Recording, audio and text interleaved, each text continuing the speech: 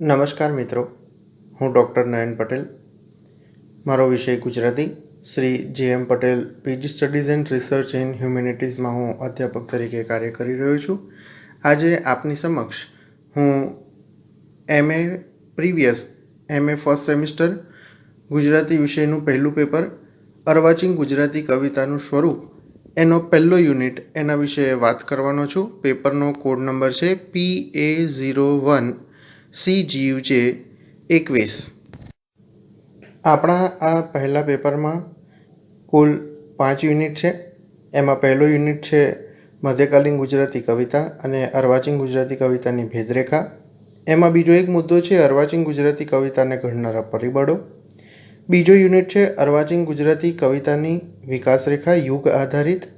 ત્રીજો એકમ છે કૃતિ અભ્યાસ દલપતરામના શ્રેષ્ઠ કાવ્યો, સંપાદક ચંદ્રકાંત ટોપીવાળા. અને ચોથો એકમ છે કૃતિ અભ્યાસ મહારા સોનેટ, કવિ બળવંતરાય ઠાકોર. અને પાંચમા યુનિટમાં ટ્યુટોરિયલ અને એસાઇનમેન્ટનો મુદ્દો આપણે કવર કરવાનો રહેશે.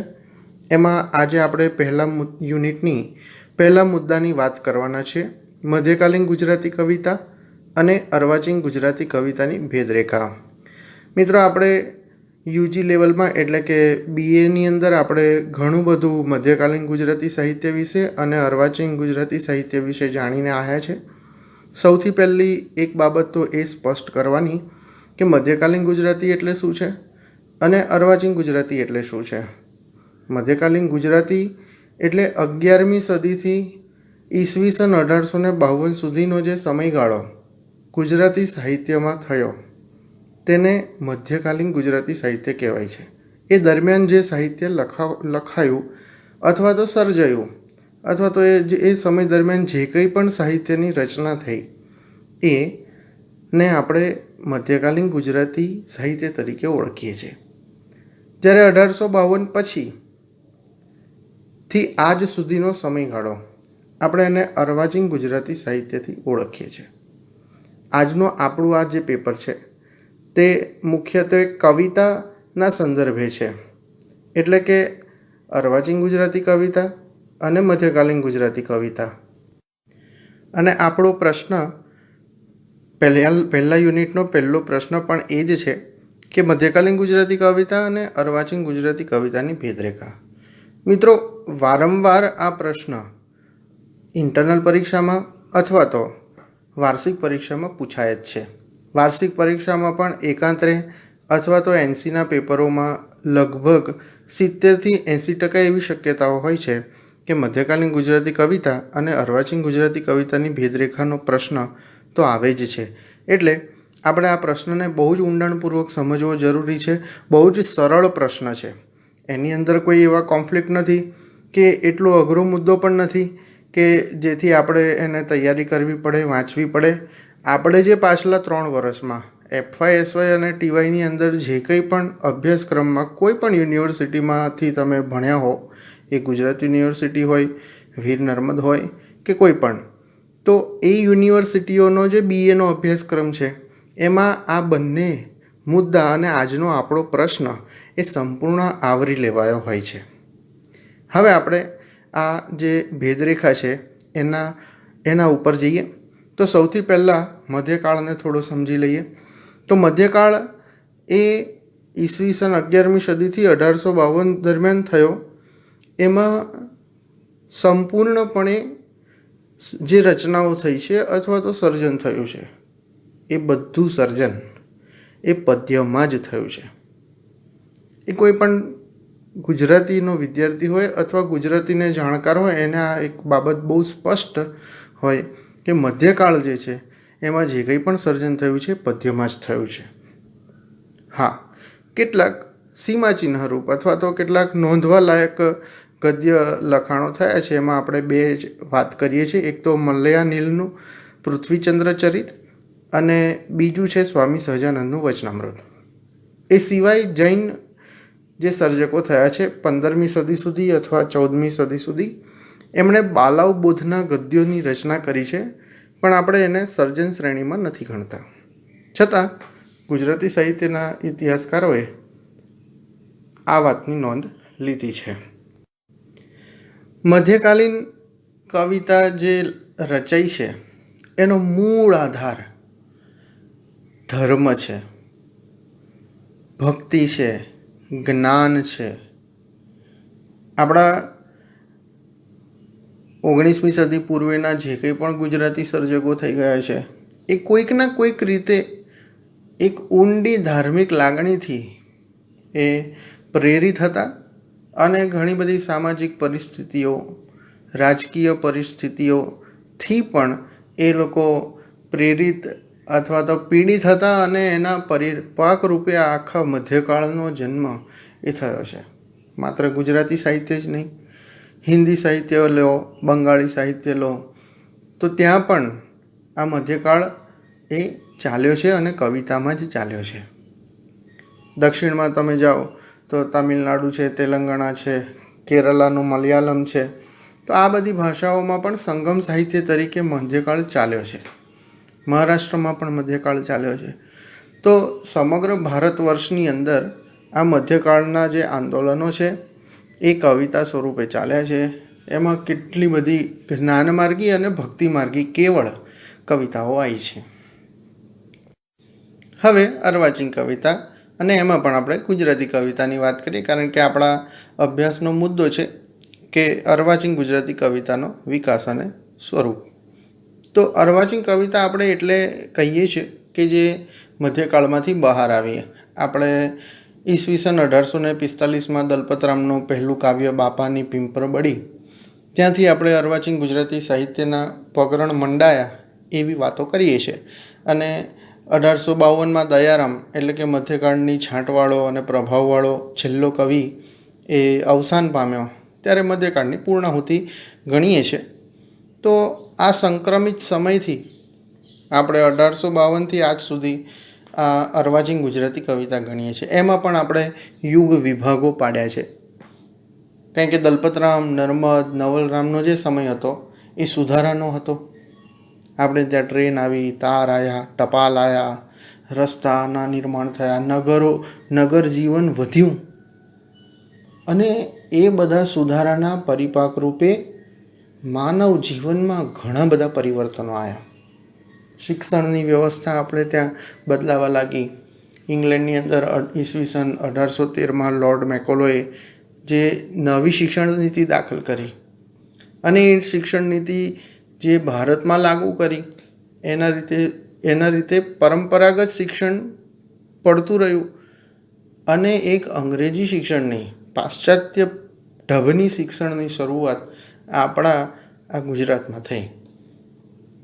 અને એમાંથી જે નવો ફાલ, જે ભણેલો ગણેલો ફાલ તૈયાર થયો, એમણે જાણ્યું કે શિક્ષણ સંબંધિત આગળ પ્રગતિ કરવાથી કંઈક નવું થશે, કંઈક આપણો સમાજ આગળ આવશે. અને એના કારણે છેક 1845થી એટલે કે દલપતરામે અર્વાચીન કવિતાનું પહેલું કાવ્ય લખ્યું ત્યારથી સતત 40 વર્ષ સુધી આ એક યાત્રા સુધારાની ચાલી. પછી પણ ચાલી, પછીના યુગોમાં પણ ચાલી. પણ આજે જબરજસ્ત પ્રચંડ જુવાળ ઊભો થયો. ભૌતિક સુવિધાઓ વધી, ઔદ્યોગિકરણ આપણે ત્યાં આવ્યું અને એના પ્રભાવની અંદર માણસો બધા બદલાયા. એની વિચારશૈલી બદલાઈ, જીવનશૈલી બદલાઈ, પહેરવા ઓઢવાની શૈલી બદલાવા માંડી, અથવા તો એણે સામે જોયું કે આવું બી કંઈક હોય છે. કૂપમંડુકતામાંથી સમાજ બહાર આવ્યો, લોકો બહાર આવ્યા, અને એના કારણે જે કવિતા લખાઈ એને આપણે સુધારક યુગની કવિતા કહીએ છીએ. પછી કોલેજ શિક્ષણ આવ્યું. મુંબઈની અંદર એલ્ફિન્સ્ટન કોલેજની સ્થાપના થઈ અને 1880થી ઈસવીસન 1890ના દાયકાની અંદર આપણા ગોવર્ધનરામ ત્રિપાઠી અને એવા કાંત કલાપી જેવા સાક્ષરો એ કોલેજની અંદર તૈયાર થયા. અને એમણે પારંપરિક સૌપ્રથમ ભારતની અંદર ખાસ કરીને તો સૌપ્રથમ વખત આવું વિશ્વવિદ્યાલય, યુનિવર્સિટીનું શિક્ષણ લીધું. અને એ વિચારધારા લઈને એ લોકો ગુજરાતમાં આવ્યા અને એમણે પણ સાહિત્ય સર્જન કર્યું. અને એને આપણે એ જે સર્જન થયું એને આપણે પંડિત યુગનું સર્જન કહીએ છીએ. પછી 1890થી 1920 સુધીનો આ સમયગાળો બહુ જલ્દી પૂરો થઈ ગયો પંડિત યુગનો. પછી આવે છે ગાંધીજી. તેઓ ઈસવીસન 1921માં વિદેશથી કાયમ માટે પરત ફરી ગયા. સ્વરાજ માટે ભારતમાં એમણે ચળવળ શરૂ કરી. અને ગુજરાતી સર્જકો એમના વિચારોના પ્રભાવમાં આવ્યા. ઉમાશંકર જોશી છે, સુંદરમ છે, ઝવેરચંદ મેઘાણી છે વગેરે. અને એમણે પછી ગાંધીજીના વિચારોના પ્રભાવ હેઠળ સાહિત્યનું સર્જન કર્યું. ગાંધીજીએ કીધું કે સાહિત્ય એવું લખાવવું જોઈએ કે સામાન્ય છેવાડાનો માણસ, ખેડૂત માણસ, ખેતરના શેઢે કામ કરતો માણસ પણ એ વસ્તુ સમજી શકે. અને આ બધાએ ઝીલ્યું.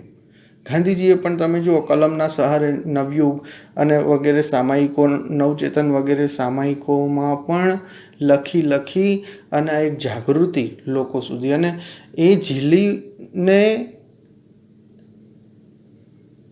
ગાંધીજીની આ ચેતના ઝીલી એટલે તો મેઘાણી લખ્યું છેલ્લો કટરો ઝેરનો પી જજો બાપુ, જનનીના હૈયામાં પોઢંતા પોઢંતા પીધો કસુંબીનો રંગ. જે કવિતા પંડિત યુગની અંદર પાંડિત્ય ભરી શૈલીમાં જતી રહેતી, જે કવિતા પંડિત યુગની અંદર સંસ્કૃત પ્રચુર શબ્દોમાં જતી રહેતી, જે કવિતા પંડિત યુગની અંદર છંદોના આટાઘૂંટીની અંદર જતી રહેતી, નહીં નાથ નહીં નાથ, ન જાણો કે સવાર છે, આ બધું ઘોર અંધારું, હજુ તો ઘણી વાર છે. આવા એક સાંસ્કૃતિક સંદર્ભો, પૌરાણિક સંદર્ભો સાથે અને એવી સંકુલ રચનાઓ જે બનતી હતી, એની જગ્યાએ ગાંધીયુગ આવ્યો. ગાંધીજીના વિચારો સાથે 13-7ની લોકલ, ઉમાશંકરનું જઠરાગ્નિ, ભૂખ્યા જનોનો જઠરાગ્નિ જાગશે, ખંડેરની ભસ્મ કણીના લાધશે, એવા એક વિચારોવાળું સાહિત્ય, ગાંધીજીના વિચારથી પ્રભાવિત થયેલું સાહિત્ય આવ્યું. અને એના કારણે આપણે ત્યાં અર્વાચીન કવિતામાં ગાંધીયુગનો એક સમયગાળો સુનિશ્ચિત કરવામાં આવ્યો. ત્યારબાદ ગાંધીજીના અવસાન બાદ પ્રહલાદ પારેખ, નટવરલાલ કુબેરદાસ પંડ્યા, પ્રિયકાંત મણિયાર વગેરે કવિઓ આવ્યા અને એ સૌંદર્ય લક્ષિતા તરફ ગયા. પ્રહલાદ પારેખનો બારી બહાર કાવ્ય સંગ્રહ આવ્યો અને એમણે આવી સૌંદર્યલક્ષી કવિતા આલેખતા લખ્યું કે તું બોલે તો હું બોલું એવી મનમાં વાળી ગાંઠ, તું બોલે તો હું બોલું એવી મનમાં વાળી ગાંઠ, બંધ હોઠ કર્યા મેં જ્યારે આંખે માંડી વાત, આંખોને પણ વારું જ્યારે જોવું ના તુજ દીશ, એમ કર્યું તારે સ્મરણો તારા મનમાં કરતા ભીસ. નિરંજન ભગત લઈને આવ્યા એ 16 વર્ષની છોરી, સરવરીએથી જળને ભરતી, તોય એની મટકી રહેતી કોરી. એ 16 વર્ષની છોરી નિશબ્દ રાત્રિની અંદર. પછી એમણે લખ્યું પાલવની પછવાડે એવું સૂરે તું સંતાડે, અંતર તો હા પાડે છતાં આવતું કશુંક આડે, એટલું તો હું એ જાણું કે પ્રેમનું છે આ ટાણું, તારું મન ભલે ના જાણું. તો આ અનુગાંધી યુગની કવિતા થઈ. એની અંદર સૌંદર્ય લક્ષિતા આવી, નગર જીવનના સંસ્મરણો પણ આવ્યા. પ્રવાલ દ્વીપના કાવ્ય સંગ્રહ લઈને નિરંજન ભગતાએ એમણે લખ્યું ચલમન મુંબઈ નગરી, જોવા પૂછ વિનાની મગરી, માનવો સૌ ચિત્રો જેવા, વગર પીછાને મિત્રો જેવા, નહીં બેગ કે બિસ્તરો લેવા, આ તીરથની જાત્રા છે ના અઘરી, ચલમન મુંબઈ નગરી. રસ્તે રસ્તે ઉગે ઘાસ કે પરવાળા, બાંધે વાસ, હાય તને કાળ રહ્યો છે કગરી, ચલમન મુંબઈ નગરી. રિવેટ સ્ક્રૂ બોલ્ટ ખીલા, ઇન્દ્રજાળની ભૂલવે લીલા, રિવેટ સ્ક્રૂ બોલ્ટ ખીલા, ઇન્દ્રજાળની ભૂલવે લીલા, હોય જાણે શું સ્વર્ગની સામગ્રી, ચલમન મુંબઈ નગરી. ફોકલેન્ડ રોડ ઉપર કાવ્ય આપ્યું હમણે, રે સૂર્યમાં માછલીઓ તરી રહી. ફોકલેન્ડ રોડ એ મુંબઈનો બહુ ખ્યાતનામ રેડ લાઇટ એરિયા છે અને એની અંદર એમણે પેલી સ્ત્રીઓની જે વેશ્યાઓની દશા જોઈ અને પછી એમાંથી લખ્યું કે રે સૂર્યમાં માછલીઓ તરી રહી. તો વાસ્તવિક જીવનની ઘટનાઓ અનુગાંધી યુગમાં આવી. સૌંદર્ય લક્ષિતા કે જ્યાં કંઈક ખોટું હોય, ખરાબ હોય, એમાંથી પણ કશુંક સારું કાઢીને જોવું, આદર્શો તરફ નહીં, નગ્ન વાસ્તવિકતા તરફ જવાનો જે અભિગમ, એ આ ગાંધી યુગમાં આવ્યો, પછી આધુનિક યુગ આવ્યો. સુરેશ જોશી 1954 ગૃહપ્રવેશ વાર્તા સંગ્રહ લઈને આવ્યા અને એમાં જ ઉમાશંકર જોશીએ છિન્ન છું ભિન્ન છું યંત્રમાં ધબકવા મથતા શ્વાસ સમો વિચ્છિન્ન છું એવું કાવ્ય આપ્યું. સુરેશ જોશીએ પણ લખ્યું કે હું બોમ્બને પુષ્પની વૃષ્ટિ શીખવાડું અને તોપને હલરડું ગવાડું. બીજા વિશ્વયુદ્ધની અસરની અંદરથી એ કવિતા આવી, આધુનિક કવિતા, જ્યાં ઘટના હાસ છે, મૂલ્ય બોધ નથી, ઘટનાઓ જ નથી, અસંબદ્ધતા છે. શું માનવ જીવન કઈ તરફ જઈ રહ્યું છે, શું જઈ રહ્યું કઈ આમ, અને સતત પ્રતીકો કલ્પનો એટલા બધા હોય કે તમને કવિતા સમજતા જ વાર લાગે. અને પછી આધુનિક યુગ આવ્યો. રમેશની પાછળ મહેશ ગયો, મહેશની પાછળ નરેશ, ઊભી બજાર સાવ ખાલીખમ લાગે, નથી ટકતું કોઈ હંમેશ. તો આ આખી અર્વાચીન ગુજરાતી કવિતાની ટાઈમલાઈન થઈ. એવી રીતે મધ્યકાલીન ગુજરાતી કવિતામાં પણ એક સમય સીમા ચાલી. નરસિંહ મહેતા 15મી-16મી સદીમાં થયા. તે પૂર્વે જૂની ગુજરાતી, જા બપ્પી કી પહેણી, તમે હેમચંદ્રાચાર્યના દોહા સાંભળો અથવા વાંચો, અથવા તો જૈન સાહિત્ય જે છે, પ્રબંધ છે, ફાગુ છે, બારમાસી જે 15મી સદી કે 16મી સદી પૂર્વે લખાયા છે, તો એ ગુજરાતી પ્રાકૃત અપભ્રંશ જૂની ગુજરાતી હતી. તમારે એને સમજવા આજે પણ ડિક્શનરી શું ઘણો સમય જાય. એક પંક્તિ સમજવી હોય તો નીચે વિવરણ જોઈએ, એવા પ્રકારની ગુજરાતી. એટલે એને આપણે જૈન યુગ કહીએ છીએ.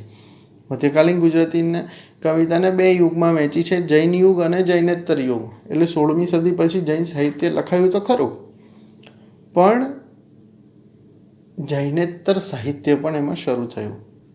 આપણને 16મી સદી પહેલાં હશે કોઈ જૈનેતર ગુજરાતી સર્જકો, પણ એમનું કોઈ સાહિત્ય પ્રાપ્ય નથી. જૈન સાહિત્ય પ્રાપ્ય છે, કારણ કે એ લોકો લખવામાં, લેખન કાર્યની અંદર અને એને સાચવવામાં બહુ એક્સપર્ટ હતા.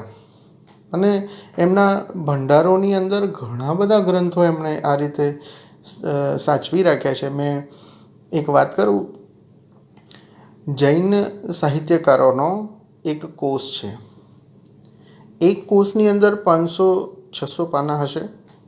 તમે કલ્પના ના કરી શકો કે એવા 8 ભાગ મધ્યકાલીન જૈન સાહિત્યકારોના છે. એટલે 8 એવરેજ આપણે 500 પાના ગણીએ તો 8 પંચા 4000 પાનાની અંદર આ જૈન સાહિત્યકારોનો ઇતિહાસ નોંધેલો છે, ખાલી એના સર્જક અને કૃતિ વિશેનો. તો આપણે કલ્પના કરી શકીએ છીએ કે જૈન સાહિત્યની અંદર અથવા જૈન સંપ્રદાય ધર્મએ ગુજરાતી ભાષા સાહિત્યને બહુ સમૃદ્ધ કર્યું છે. અને 16મી સદી પહેલાં તો ખાસ, પરંતુ 1545-50ની એટલે આસપાસ, એટલે 16મી સદીના મધ્યભાગની અંદર નરસિંહ મહેતા આવ્યા, ત્યારબાદ મીરા આવ્યા, અખો આવ્યો. એટલે મધ્યકાલીન ગુજરાતી કવિતાની દિશા દશા બધું બદલાઈ ગયું. નરસિંહ મહેતા પ્રભાતિયા લઈને આવ્યા, હે જાગને જાદવા કૃષ્ણ ગોવાળિયા, તુજ વિના ધ્યાનમાં કોણ જાશે. તો મીરા પણ ભક્તિની પરાકાષ્ઠા લઈને આવી કે બોલમાં બોલમાં બોલમાં રે રાધા કૃષ્ણ વિના બીજું બોલમાં રે. તો આ પણ એક વાત થઈ. પછી આખ્યાન યુગ આવ્યો. નાકર પહલણથી શરૂ થયેલા આખ્યાનોની આખી એક પરંપરા ચાલી, અને એમાં પણ પ્રેમાનંદ શિરમોડ આખ્યાનકાર થયો. પદ્ય વાર્તાનો એક યુગ ચાલ્યો. તો મધ્યકાળમાં પણ આવા અલગ અલગ એ સાહિત્ય સ્વરૂપોના સંદર્ભે યુગ પડ્યા, જ્યારે અર્વાચીનની અંદર વિચારો, વિચારધારા અને સમયે સમયે ઉપસ્થિત થયેલી ભૌતિક અને સાધન સંપન્ન સુવિધાઓના કારણે યુગ પડ્યા. તો આ એક આપણે પ્રાથમિક સમજ મધ્યકાલીન ગુજરાતી કવિતા શું છે અને અર્વાચીન ગુજરાતી કવિતા શું છે એની મેળવી. અને આ સમજ એટલા માટે બહુ જરૂરી હતી કારણ કે આપણને આ અર્વાચીન શું અને મધ્યકાલીન શું એ જ ના ખબર હોય તો એની ભેદરેખા સમજવી પણ આપણા માટે બહુ કઠણ છે. એટલે એક પ્રારંભિક વ્યાખ્યાન શરૂઆતની આ પૂર્વ ભૂમિકા મેં તમને બાંધી આપી કે અર્વાચીન કવિતા શું છે અને મધ્યકાલીન કવિતા શું છે. હવે આપણો જે મૂળ પ્રશ્ન છે એના ઉપર આવીએ. આપણો પ્રશ્ન છે મધ્યકાલીન ગુજરાતી કવિતા અને અર્વાચીન ગુજરાતી કવિતાની ભેદરેખા. તો આ બંને કવિતાઓ એકબીજાથી કઈ રીતે જુદી પડે છે? તો ભાઈ આપણે એમ કહીએ કે કવિતા એટલે કવિતા, એવું નથી. કવિતા એટલે કવિતા એવું નહીં. આપણે જોઈએ છીએ કે સામાજિક વ્યવહારની અંદર અને સામાન્ય રીતે આપણા રોજબરોજના જીવનની અંદર પણ જે કંઈ પણ આપણા વસ્તુઓ વાપરતા હોય છે, દાખલા તરીકે આપણે ઉદાહરણ તરીકે લઈએ ચોખા. તો ચોખા એટલે ચોખા નહીં હોતા.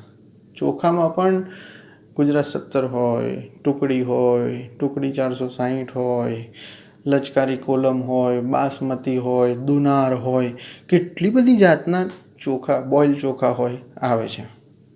એમ કવિતા એટલે કવિતા જ નહીં, એમાં પણ ઘણી બધી વિવિધતાઓ ભરેલી છે કવિતામાં. તો સૌથી પહેલો ભેદ અર્વાચીન કવિતા અને મધ્યકાલીન ગુજરાતી કવિતાનો જે આપણે ભણવાના છે અથવા જેના વિશે આપણે વાત કરવાના છે એ સ્વરૂપ ભેદ છે. બહુ સમજવા જેવી વાત છે કે મધ્યકાળનું જીવન જે છે એ એક જ જગ્યાએ સ્થિર હતું, સ્થાયી હતું. જ્યારે અર્વાચીન સર્જક જે છે એ તો વિશ્વ પ્રવાસી બન્યો. દલપતરામ ગુજરાતના મોટાભાગના શહેરોમાં ફર્યા, નર્મદ પણ બધે ફર્યો. એ પછીના સર્જકો કાંત કલાપી તો છેક ઇંગ્લેન્ડ અને યુરોપની મુસાફરી પણ કરી આવ્યા. તો એ બધાને બહુ બહોળા વ્યાપક વિશ્વને જોવાનો અવસર મળ્યો જે મધ્યકાળને નહોતો મળ્યો.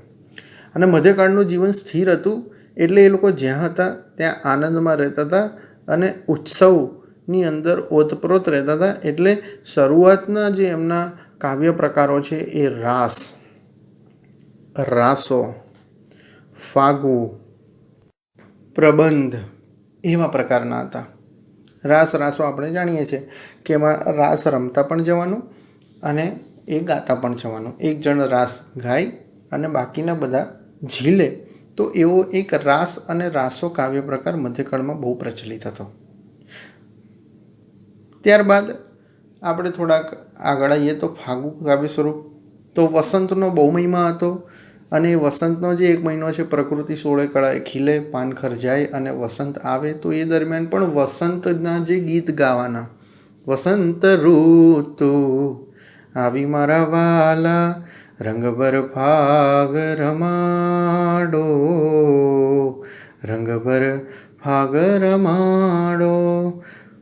તો એ જે સાંસ્કૃતિક સંદર્ભ સાથે આ વસંતના સમયગાળાની અંદર જે રમવો ફાગ, તો એ પણ નૃત્ય સાથે ગવાતો એક કાવ્ય પ્રકાર હતો.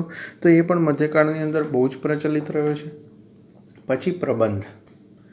આપણે આગળ જેમ પૂર્વ ભૂમિકામાં જોયું તેમ મધ્યકાળમાં ગદ્ય રચાયું નથી. એટલે જે કંઈ પણ વાત સ્પ્રેડ કરવાની હોય, એનું કોમ્યુનિટી ટ્રાન્સમિશન કરવાનું હોય, બીજા સુધી એને પહોંચાડવાની હોય સારી રીતે, તો એની માટે પ્રબંધ. એમાં વીર પુરુષો જે હોય એની જે ગાથા, એ પ્રબંધની અંદર દોહા, ચોપાઈ, સોરઠા વગેરે જેવા માત્રામેળ છંદોની અંદર એનું આલેખન થઈ જાય અને પછી એ બધે ગવાય અને એને બધા સાંભળે.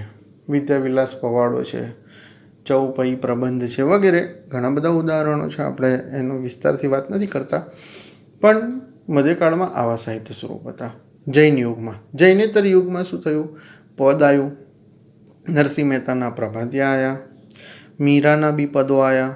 મેરે તો ગિરધર ગોપાલ દૂસરો ન ગઈ, પાયરી મેને રામ રતન ધન પાયો વગેરે પદો આપણે જોઈએ છે તો એક પદ સ્વરૂપ પણ ઘણું વ્યાપક અને પ્રચલિત મધ્યકાળમાં બન્યું. એ તો છેક 19મી સદી સુધી, જ્યાં મધ્યકાળ પૂરો થયો ત્યાં સુધી એ પદ સ્વરૂપ તો ચાલ્યું. અને આજે પણ અર્વાચીન સમયની અંદર પણ આ પદો મધ્યકાળના બહુ જ ગૌરવ સાથે અને બહુ વ્યાપક સમાજની અંદર ગવાય છે. દાખલા તરીકે ગાંધીજીનું આશ્રમ ભજનાવલી, તેઓ જ્યારે આવ્યા સાબરમતી આશ્રમ સ્થાપ્યો તો રોજ સવારે જે ભજનો ગવાય એમાં મધ્યકાળમાંથી પદો પસંદ કર્યા હતા. એમાં બ્રહ્માનંદનું એક પદ, રે શિર સાટે નટવર ને વરીએ, રે પાછા તે પગલા નવ બારીએ,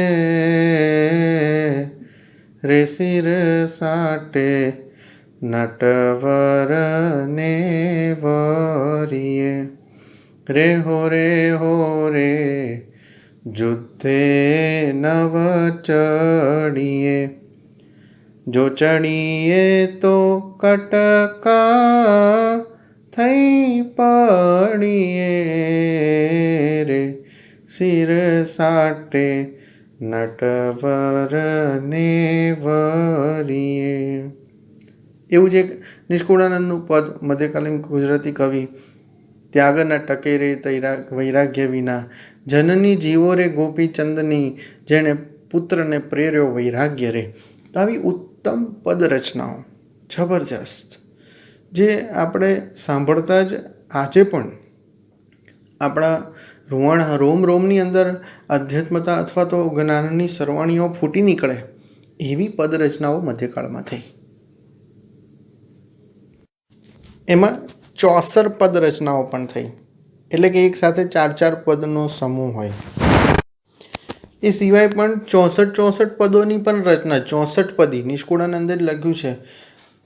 સાચા સંતના અંગ એંધાણ રે, જોઈ લેવા જીવડીએ. એક પદ પૂરું થાય પછી એના સંદર્ભનું બીજું પદ. એવી રીતે 64 પદો એક જ વિષયને અનુરૂપ, તો એવી 64 પદીઓ પણ રચાઈ છે પદ સાહિત્ય સ્વરૂપની અંદર.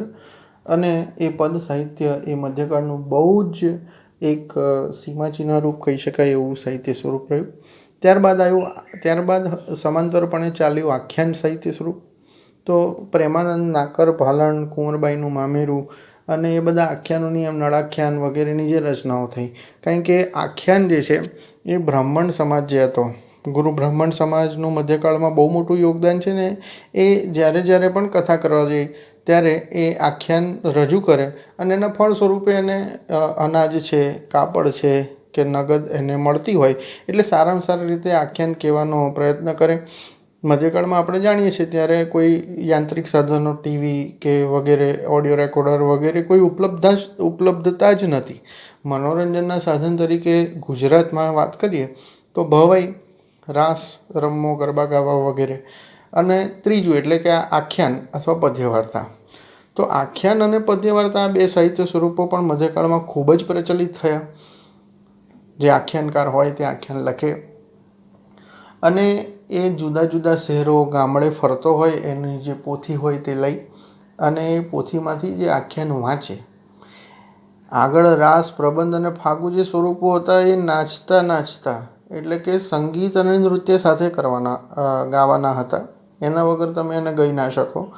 જ્યારે આખ્યાન અને પદ્યવાર્તા એ એક જ જણ વાત કરે છતાં પણ હાવભાવ સાથે.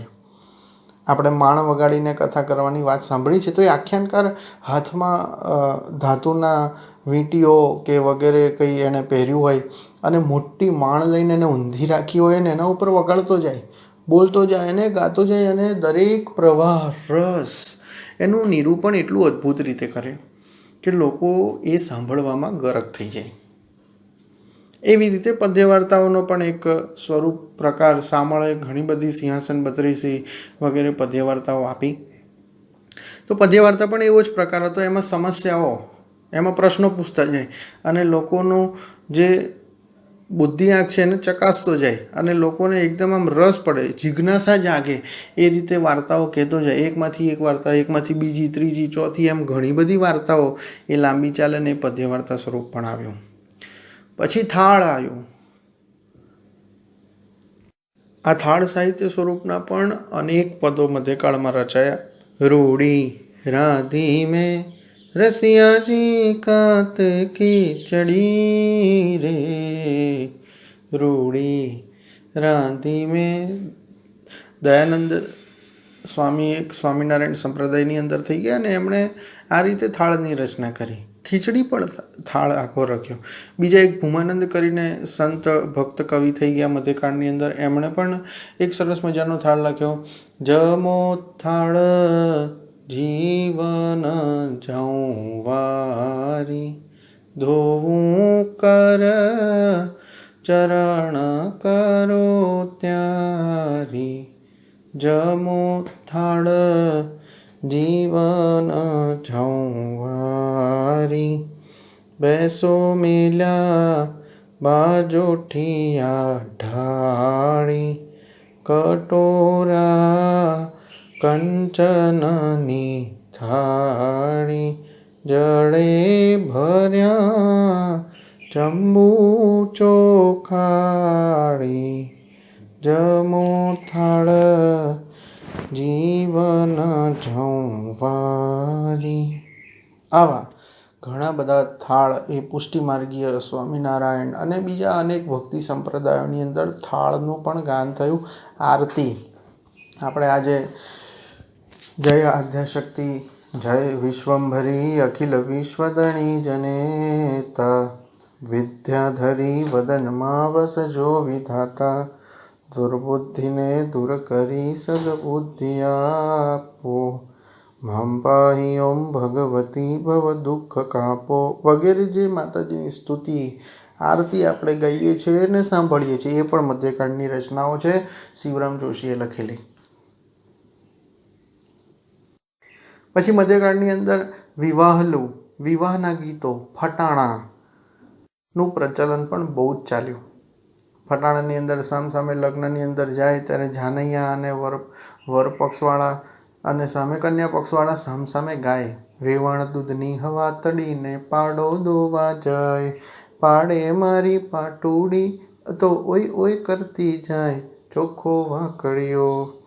તો સામે પક્ષે એવું બી ગાય, ઝાંઝરીની જોડી મારા બેને નાખી તોડી, મારા બેની લટકણિયા લેતા આવજો. આવા પણ કાવ્ય સ્વરૂપો એ મધ્યકાળમાં ચાલ્યા. આ બધા કાવ્ય સ્વરૂપોની યાદી અંદાજિત 100થી પણ વધારે છે. મેં તો હમણાં થોડાક જ ચર્ચા આપણે કરી અને સાંભળ્યા અને આસ્વાદ કર્યા. 10-15 જ કાવ્ય સ્વરૂપોની અંદર પણ બાકી મધ્યકાળની અંદર કક્કા છે, બારમાસી છે, થાળ, આરતી, વિવાહલો, ચોપાઈ, ચોરસા, ચોસરો, 64 પદીઓ, ટોકા, ઊભું ભજન, ભજનો, બેઠું ભજન વગેરે અનેક સ્વરૂપો એ મધ્યકાળમાં ગવાયા, મુક્ત મને ગવાયા અને બહુ જ પ્રચલિત પણ બન્યા. તો આ મધ્યકાળના જે સાહિત્ય સ્વરૂપો છે એની વાત કરી. હવે અર્વાચીન કવિતાના સાહિત્ય સ્વરૂપો તમે જુઓ તો શરૂઆતના વર્ષોમાં એટલે કે સુધારક યુગની અંદર દલપતરામે જે બધું લખ્યું એ કથા કાવ્ય લખ્યા. પૂરી એક અંધેરી નગરી ને ગંડુ રાજા, ટકે શેર ભાજી ને ટકે શેર ખાજા. પછી એમનું તમે જુઓ એક શરણાઈવાળો, પોલું છે તે બોલ્યું તેમાં કરી તેસી કારીગરી, સાંભેલું વગાડે તો હું જાણું કે તું સાણો છે. તો આ બધા કાવ્ય સ્વરૂપો શરૂઆતના વર્ષોની અંદર જે રહ્યા એ કથા કાવ્ય સ્વરૂપની અંદર અથવા તો દોહા છૂટક છવાયા એમણે આપ્યા અને એવી રીતે લખાય. તોપમાં તો ગોળો જોઈએ, બંદૂકમાં હોય ગોળી, ભોજો ભગત તો એમ ભણે જે ફાગણ મહિને હોળી. આ દલપતરામનું કાવ્ય.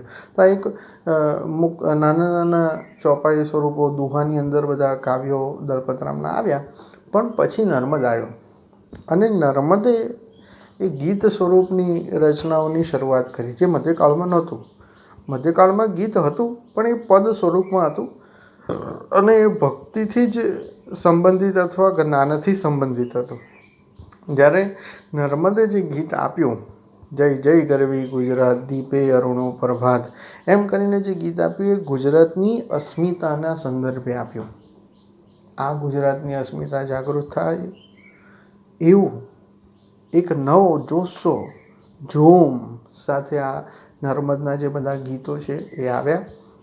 અને એમ કરતાં કરતાં સુધારક યુગમાં ગીત સ્વરૂપની રચનાની શરૂઆત થઈ. પછી જ્યારે પંડિત યુગ શરૂ થયો અર્વાચીન ગુજરાતી સાહિત્યમાં, ત્યાં સુધીની અંદર તો કાંત અને કલાપી એક નવું ખંડ કાવ્યનું સ્વરૂપ લઈને આવ્યા.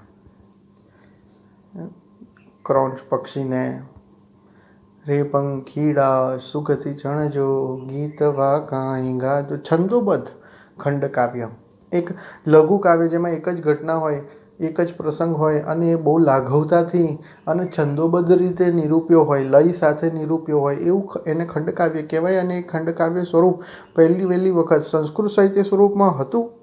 ખંડકાવ્ય કાલિદાસ, મેઘદૂત વગેરે આ બધી ખંડકાવ્યોની રચના જે તે સમયે એમના સંસ્કૃત સાહિત્યમાં કરી હતી. પણ ગુજરાતી સાહિત્યમાં વહેલી વખત આવું ખંડકાવ્ય એ સુધારક યુગમાં, અર્વાચીન ગુજરાતીના સુધારક યુગમાં આવ્યું. અને એનો ફાળો કાંત અને કલાપીને જાય છે.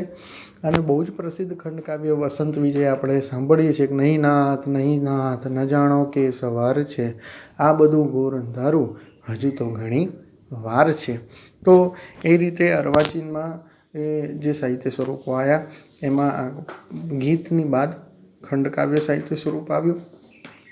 ત્યારબાદ તમે જુઓ કે મેઘાણી આવ્યા અને બકર ઠાકોર આવ્યા, સોનેટ લાવ્યા બકર ઠાકોર, પૃથ્વી સોનેટ આવ્યું, ઘણા બધા સોનેટો એમણે પણ છંદોબદ્ધ. મારા સોનેટો લગભગ 108 સોનેટનો સંગ્રહ એ આ બકર ઠાકોરે લખ્યો અને વહેલો એ પ્રકાશિત પણ થયો. તો આપણે ત્યાં પાશ્ચાત્ય સ્વરૂપો જે છે એ આવ્યા અર્વાચીન ગુજરાતી કવિતાની અંદર. મધ્યકાળમાં કોઈ પાશ્ચાત્ય કાવ્ય સ્વરૂપ નહોતું, પણ અર્વાચીનની અંદર આ ગીત પણ એ પાશ્ચાત્ય કાવ્ય સ્વરૂપમાંથી આપણે ત્યાં આવ્યું છે. કથા કાવ્ય એ સંસ્કૃત સાહિત્ય સ્વરૂપમાંથી આવ્યું છે. તમે જો આ જે આપણે ભેદરેખા સમજીએ છીએ એનો પહેલો જ મુદ્દો છે હજુ કાવ્ય સ્વરૂપોનો, તો તમે આટલું સાંભળવામાં જ આપણે સમજી શકીએ છીએ કે મધ્યકાળના કાવ્ય સ્વરૂપો ક્યાંયથી ઉછીના નહોતા લીધા. જ્યારે અર્વાચીન કાવ્ય સ્વરૂપોની શરૂઆત જ ઓછીનું લેવાથી થઈ, એ સંસ્કૃત સાહિત્યમાંથી હોય કે પછી પાશ્ચાત્ય સાહિત્યમાંથી હોય.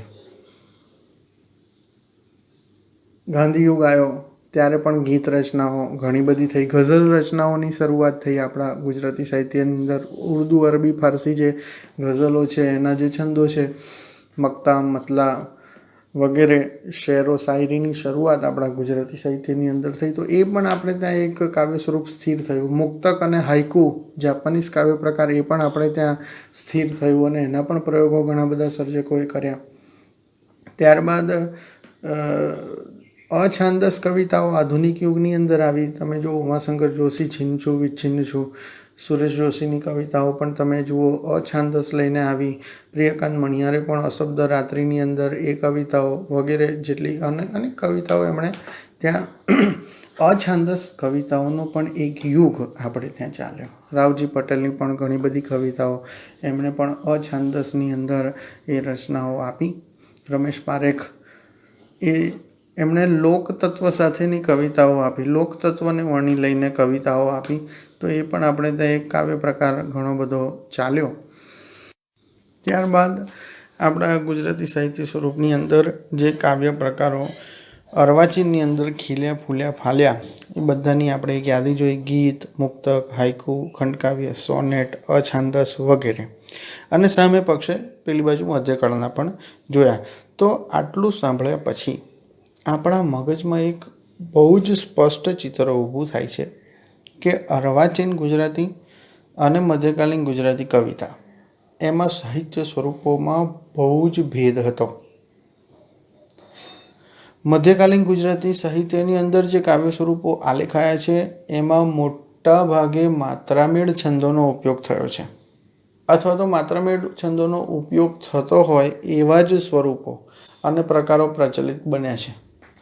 જ્યારે અર્વાચીનની અંદર તમે ખંડકાવ્ય લો, સોનેટ લો, ગઝલ લો, તો એ બધા જે છે એ છંદોબદ્ધ તો ખરા જ, પણ બધા અક્ષરમેળ છંદો.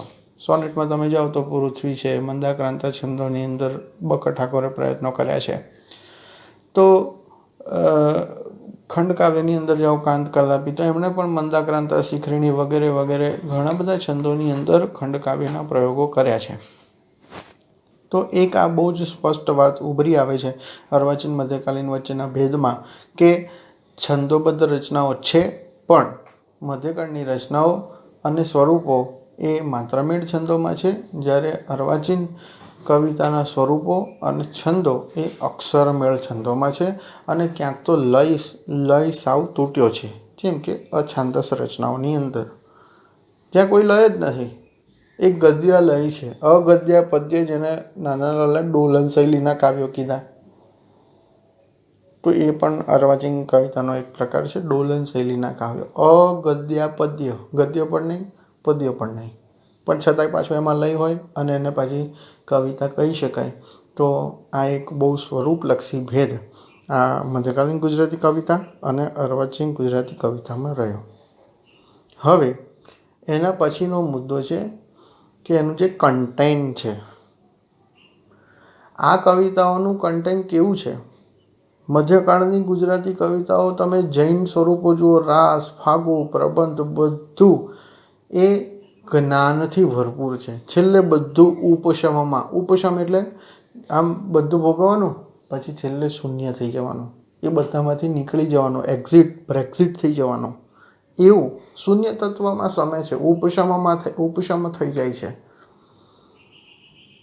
ફાગુની અંદર તમે વસંત વિલાસ ફાગુની અંદર જુઓ તો નાયક નાયિકાનો પ્રણય છે, એની પ્રણય ચેષ્ટાઓ એટલી ઉત્કૃષ્ટ કક્ષાએ અને આદર્શ કક્ષાએ પહોંચી હોય અને આપણને એમ જ લાગે કે હવે આ બહુ સારો સંસાર ચાલશે, અને છેલ્લે જે છે નાયક એ સંસાર છોડી અને રૈવતગીરી પર્વત ઉપર જતો રહે. પ્રબંધની અંદર પણ તમે જુઓ કે જે બધા નાયકો છે અને એમના ચરિત્રો છે એ પણ એવા હોય કે સાંસારિક ઉત્તમ ભોગવતા હોય, છતાં પણ સામાજિક માટે કોઈ એક કાર્ય માટે એવા હોમાઈ જાય તો આપણને એમ થાય કે અરે રે આ ઉપશમ છે. રાસની અંદર પણ તો ત્યાં જે છે એ જીવનનો ઉન્માદ છે, જીવનને માણવાની તકો છે, પણ છેલ્લે બધું જ ઉપશમની અંદર સમી જાય છે કવિતાઓ. પછી મધ્યકાળની કવિતાઓ જ્ઞાન ભક્તિના રંગે રંગાયેલી છે. કેટલી ભક્તિ પદોની અંદર તો નરસિંહ, મીરા અને બીજા અઢળક મધ્યકાલીન કવિતાઓની અંદર તમે જુઓ, દયારામ જુઓ, શ્યામ રંગ સમીપે ન જાઉં, મારે આજ થકી શ્યામ રંગ સમીપે ન જાઉં. કેટલું બધું અધ્યાત્મ ભક્તિ, કૃષ્ણ ભક્તિના અપરંપાર પદો છે. એટલા બધા પ્રેમ સખી પ્રેમાનંદ હોય, નિષ્કુળાનંદ હોય, મુક્તાનંદ હોય, બ્રહ્માનંદ હોય, અનેક કવિઓએ મધ્યકાળની અંદર ભક્તિની પરાકાષ્ઠા એમના પદોની અંદર આલેખી છે. મુક્તાનંદ તો લખે છે, પિયા પાયા તો ફિર ક્યા સોના, કે મને ભગવાન મળી ગયા તો હવે મારે સોવાનું શું કામ. એવા અનેક, બ્રહ્માનંદ પણ એમના પદોની અંદર લખે છે કે સુણો ચતુર સુજાણ, એમ ન ઘટે રે તમને દીનાનાથજી. તો મીરા બી લખે છે, પાયોજી મેને રામ રતન ધન પાયો. તો મધ્યકાળની કવિતાઓમાં પ્રભુ પ્રાપ્તિનો આનંદ છે, પ્રભુ ભક્તિનો ઉન્માદ છે, પ્રભુ ભક્તિ માટે તલપાપડ તરસતો એક ભક્ત કવિ છે, જ્ઞાન માટે તરસતો એક કવિ છે. નરસિંહ મહેતાએ લખ્યું, હું કરું એ જ અજ્ઞાનતા, સકટનો ભાર જેમ શ્વાન તાણે. જ્યાં લગી આત્મતત્વ ચિહ્ન્યો નહીં, ત્યાં લગી સાધના સર્વે જૂઠી. આખો લખે છે, તિલક કરતા તે પણ ગયા, જપમાળાના નાકા ગયા, કથા સુણી ફૂટ્યા કાન, તોય ન આવ્યું બ્રહ્મજ્ઞાન. એવા અનેક પદો. આંધળો સસરો ને સરંગટ વહુ, કથા સાંભળવા ચાલ્યા સૌ, કહ્યું કશું ને સાંભળ્યું કશું, આંખનું કાજળ ગાલે ઘસ્યું. આવી અનેક રચનાઓથી જ્ઞાન માર્ગ પણ ખુલ્યો છે. જબરજસ્ત કાચબીનું પદ હોય, નાથ પંથ હોય, મહાપંથ હોય, પ્રણામી પંથ હોય, સ્વામિનારાયણ સંપ્રદાય હોય કે બીજા મહાપંથી કવિઓ હોય કે જેસલ તોરલના પદો હોય કે સતી લોયણના પદો હોય, બધાની અંદર ભક્તિ અને જ્ઞાનનો પ્રચુર માત્રામાં ઉપયોગ થયો છે. અને એ લોકો બધા કવિ કરતાં પહેલાં ભક્ત હતા. જ્યારે અર્વાચીનમાં શું થયું, સુધારક યુગમાં તો દલપત અને નર્મદે તો એમ જ જાણ્યું કે આપણે તો ઉપદેષ્ટા છે, અને એમ કરીને લોકોને ઉપદેશ જ આપ્યો. સુધારા માટેના પદો લખ્યા એમણે. તો પેલા લોકોએ સર્જક ક્ષણને મહત્ત્વ આપીને પંડિત યુગમાં ગોવર્ધન રામ હોય કે કાંત કલાપી વગેરે બક ઠાકોર હોય, તો એમણે પણ પ્રકૃતિ કાવ્યો આપ્યા, પ્રણયના કાવ્યો આપ્યા, પ્રેમના કાવ્યો આપ્યા, ક્યાંક ભક્તિના પણ આપ્યા છે. પણ જે પેલો અખંડિત પ્રવાહ હતો મધ્યકાળમાં ભક્તિ અને જ્ઞાનનો, એ અર્વાચીન ગુજરાતી કવિતામાં તૂટી ગયો.